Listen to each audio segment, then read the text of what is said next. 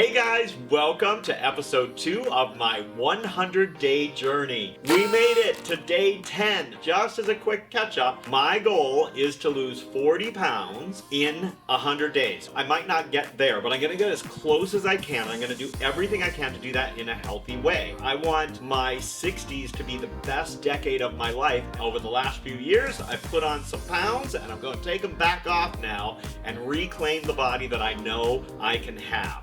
In every episode, I'm going to give you some tips and tricks on how to make sure that if you're doing this 100-day challenge with me, you can achieve your goals as well.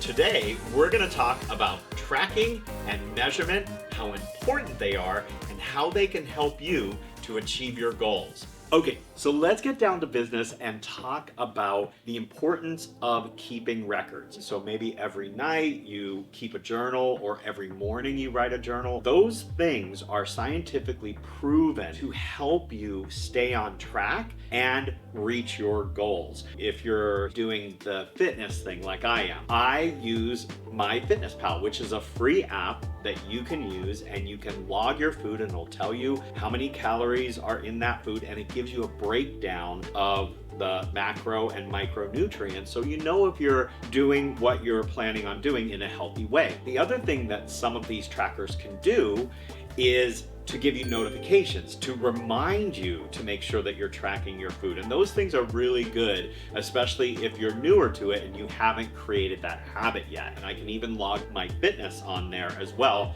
my cardio and my strength, and they'll add those calories back in that I can use during the day. It's a really cool app. What I've done is create a page and I put in there all of the daily tasks that I want to do that help me to achieve my goals. I can put in what my current weight is. I can track the weight loss that way. I also put in the number of calories that I had. This is really good because over time, I get a picture of how many calories I'm taking in and whether or not that's creating weight loss for me, because I know my healthy range of calories where I'm in a little bit of a deficit, but not too much that I'm not having the energy or getting the nutrients that I need. Then I have put all of the daily actions I know that I need to take in order to achieve my goal.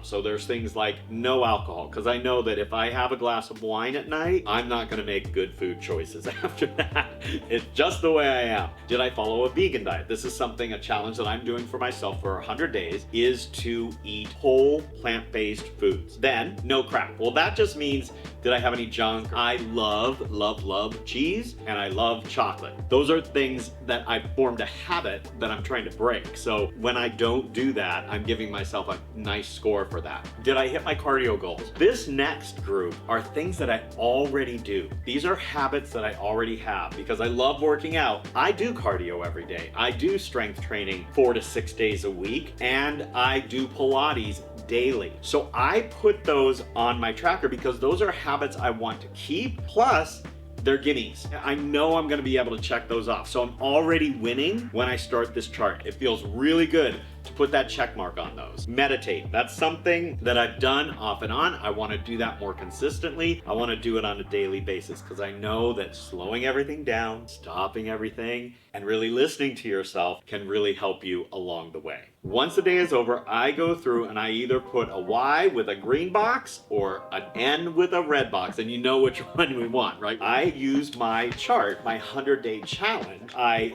put in my weight, I circle each day. So I use a green marker, an orange marker, and a red marker. So it's like a stoplight. If I was able to do 8 to 10 of those action items, I get to give myself a green circle. That is a go. That's awesome. If I did between 5 and 8, I give myself an orange. That's a danger zone. I need to do better. And if I got less than 5, that's red. That's really figure out what's going on and either make some changes or step up your game if it's possible. Just because I don't do 1 or 2 things in a day, it doesn't mean it's over for me. Leave a comment down below and let me know if this is gonna work for you or if you have some other way that you help yourself with the journaling and tracking. Drum roll, please. It is time to talk about my 10-day results. And let me say that the first 10 days was more challenging than I expected them to be, but I overcame some obstacles. So as you can see, for the first 10 days, there were some really good days, there were some not so good days, and there were 1 or 2 days that I'd like to forget about.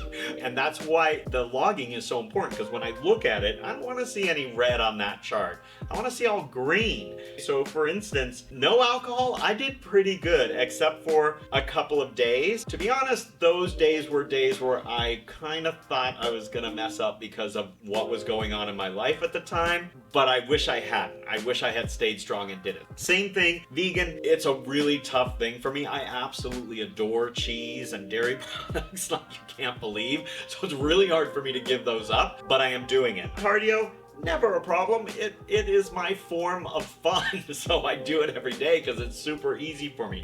Strength training, the days that I didn't strength train are actually baked into the program because I want to strength train 4 to 6 days a week. So I'm actually on track with that for sure. In terms of doing Pilates, that's super easy for me to do. There were definitely some days when I didn't get it in, and I recorded that, even though a lot of times when I'm doing my strength training, I'm adding Pilates into that as well, but I don't record that unless it's a separate session. Logging has been great. I love doing it, even when I don't like what I have to write down. It's really fun for me to do. I started at 181 pounds. Over the 10 days, I consistently dropped weight. Now I know that the weight is gonna come off faster in the beginning. That's just how it goes. I'm pretty happy with that because I've worked hard for it, and not hard enough, I don't think, but I've worked hard for it, and I'm gonna continue to work hard, and that number motivates me. So right now, I'm at 175, and I consider that a really, really good start to the program, and I can't wait to see where we go from here.